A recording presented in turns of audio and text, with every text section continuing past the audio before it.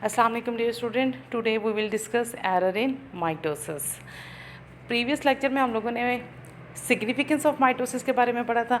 अच्छा बच्चे, सिग्निफिकेंस में तो हमने ये चीज़ पढ़ी थी कि माइटोसिस का प्रोसेस जो है वो कितना ज़रूरी होता है, क्या इंपॉर्टेंस होती है उसकी हमारी लाइफ में।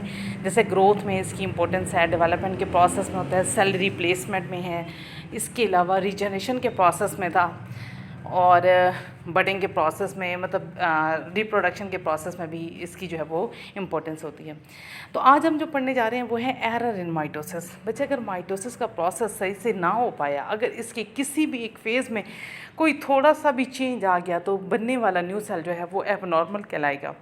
तो आज हम उसको देखते हैं कि ये प्रोसेस जो है वो कैसे होता है। यानी माइटोसिस का जो प्रोसेस होता है समटाइम रॉन्ग होता चला जाता है। उसका कोई भी फेज़, किसी भी फेज़ में कोई ज़रा सा भी एरर आ जाता है तो वो जो सेल्स है उसमें एबनॉर्मेलिटी आ जाती है। फॉर एग्जांपल, अब एनाफेज में बच्चे हमने यही पढ़ा था ना कि सिस्टर क्रोमेटिड्स, यानी वो जो एक सेल, एक क्रोमोसोम था उसकी जो कॉपी बनती थी तो उसको हमने सिस्टर क्रोमेटिड्स का नाम दिया था। और हमने कहा था एनाफेज में ये दोनों सेपरेट हो जाएंगे, एक कॉपी एक साइड पे चली जाएगी, दूसरी साइड पे। लेकिन अगर एनाफेज में ज़रा सा भी कोई एरर आ जाता है, सिस्टर क्रोमेटिड सही से सेपरेट नहीं हो पाते, दे फेल टू सेपरेट, तो वन जो डॉटर सेल है उसके पास क्या हो जाएंगे, सारे सिस्टर क्रोमोसोम्स आ जाएंगे, और जो दूसरा डॉटर सेल बना तो उसके पास कुछ भी नहीं आएगा। क्यों? क्योंकि उनकी सेपरेशन सही से नहीं हुई। सेपरेशन सही से नहीं हुई, इसका मतलब है उसमें एरर आ चुका है। तो नए बनने वाले दोनों सेल्स क्या होंगे, एबनॉर्मल होंगे।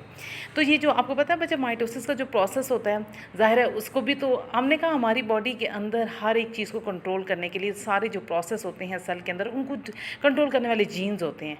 अब जीन्स क्या चीज़ हैं, मैंने साइड बॉक्स में ये 3 लाइंस भी लिखी हैं कि जीन्स जो हैं basically it is a part of DNA.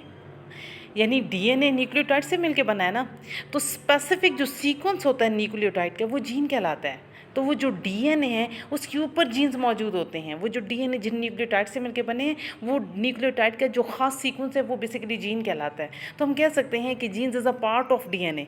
फिर डीएनए क्या है बच्चे, जो क्रोमोसोम्स होते हैं वो डीएनए से मिलके बने हुए होते हैं। डीएनए और प्रोटीन मिलके क्रोमोसोम बनाती है। तो ये जो प्रोसेस होता है माइटोसिस का ना, इनको कंट्रोल करने वाले जीन्स हैं, या आप इनको डीएनए भी कह सकते हो, क्रोमोसोम भी कह सकते हो। तो क्रोमोसोम्स के अंदर डीएनए होते हैं, डीएनए के ऊपर आप कह सकते हो जीन्स मौजूद होते हैं।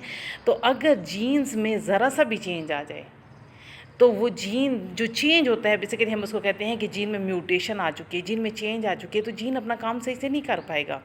जीन ने क्या करना है, माइटोसिस करवानी है। माइटोसिस में जीन 2 चीज़ों को देख रहा होता है, सेल की डिवीजन को, नंबर ऑफ डिवीजन को कि एक सेल ने जो है वो कितनी दफ़ा डिवाइड होना है, और इसके अलावा टाइम को। फॉर एग्जांपल, एक नॉर्मल सेल 24 आवर में एक दफ़ा डिवाइड होता है, लेकिन अगर उसको कंट्रोल करने वाला जीन ही ख़राब हो जाए, उसमें म्यूटेशन आ जाए, उसमें चेंज आ जाए, तो सेल 24 घंटों में बजाय इसके कि एक दफ़ा डिवाइड करे, वो 20, 30, 40, इवन के 80, 90 दफ़ा भी डिवाइड कर जाएगा।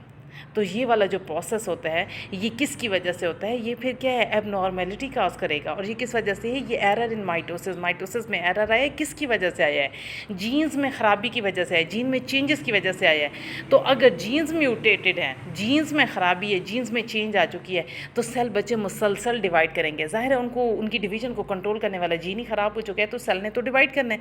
लेकिन जब सेल मुसलसल डिवाइड करते हैं तो वो एक सेल का जो गुच्छा बन जाता है, वो जो एक मैसेज ऑफ सेल्स बन जाते हैं, उसको क्या कहा जाता है, उसको ट्यूमर कहा जाता है। क्या कहा जाता है, ट्यूमर।